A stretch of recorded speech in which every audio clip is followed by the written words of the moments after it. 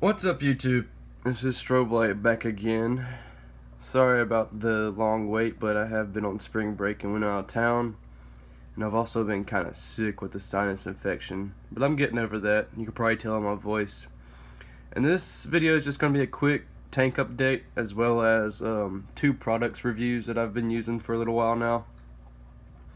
But as you can see, fish is still going strong, still eating everything in the tank. I've added some more plants into his tank just to grow out a little bit and to also provide more habitat and more relief for the Otosynchus.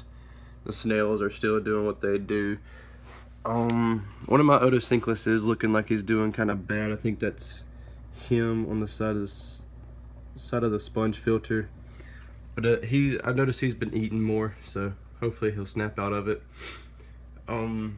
And then over here in the other tank, remember we had the bad die out of everyone. So I took the driftwood out, and it's been soaking for the past month. The first 2 weeks I soaked it, or I would say more like 5 days. I soaked it in bleach water, so 1 cup of bleach to 5 gallons of water, just so it's not too strong. And now I'm just soaking it in straight water to get all the bleach out. I put 2 little of the 14 cents Comet Goldfish in here just to check to make sure the water is good to go now. And they've been in here for almost 2 weeks, 2.5 weeks. They're going strong, which I know goldfish can be kind of strong and tough. But I mean, none of that bacterial problems are happening like they did to the other fish, and none of the fungus has grown. So everything's looking good. I put more plants in. But I'm starting to try to grow these carpeting plants, which is these guys. I got one over here, just to see if I can actually grow them. I know they can be kind of picky at sometimes, but these guys are growing well. Everything's going well. The filter's keeping up with everyone as well. So that's where we're standing with the tanks. I'm not sure what I'm going to do next with this. I'd like to put the driftwood back in, but that might be a while, because I really want to soak it and get everything out of it. But I know I'm going to try to get some plecos or some other algae eaters in here, because the algae is kind of taking over. You can reach in there and feel on the inside of the glass and feel how slimy it is. But on the second part of this video, I'm going to do 2 different products I just bought and used for a couple weeks now. I'm just going to review them. So the first one is this CAF10 sponge filter. It's the guy over here. And let's pull it out. So it's a pretty nice compact little setup. So at the very top you got the sponge, and then at the bottom you have the canister full of gravel and other substrate for the bacteria to grow on.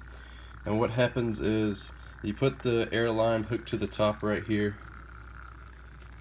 and it bubbles out water, which creates a vacuum, and the vacuum sucks the water through the sponge into the canister and bubbles it straight out of the top.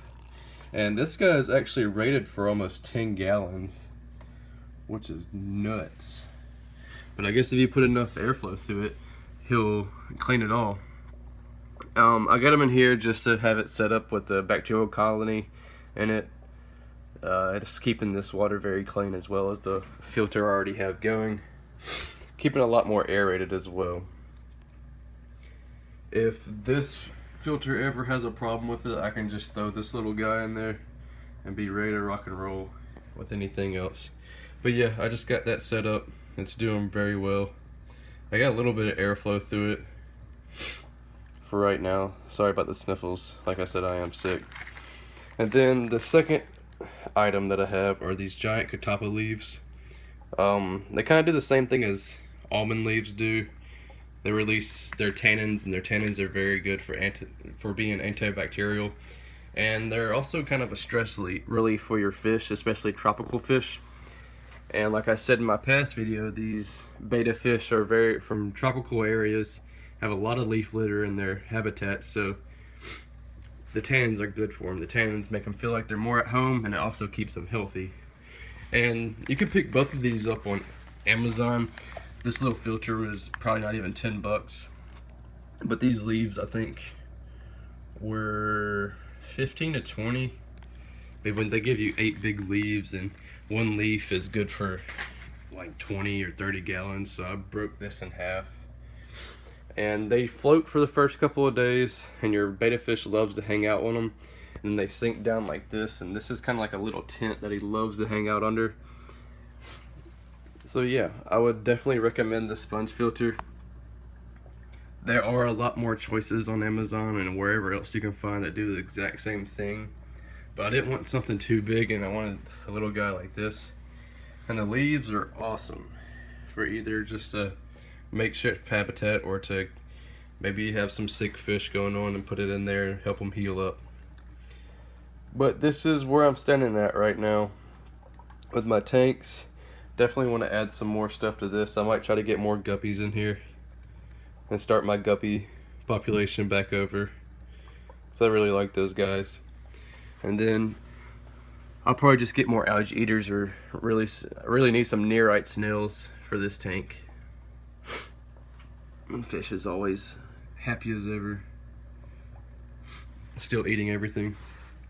But yeah, I hope you guys enjoyed, and if you have any other questions about these products I've got, I have some other ones that I'm going to do more reviews on, but I haven't quite figured out how I'm going to do it yet.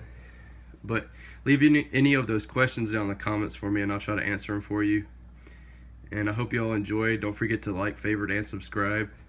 I'll see you guys next time. Bye.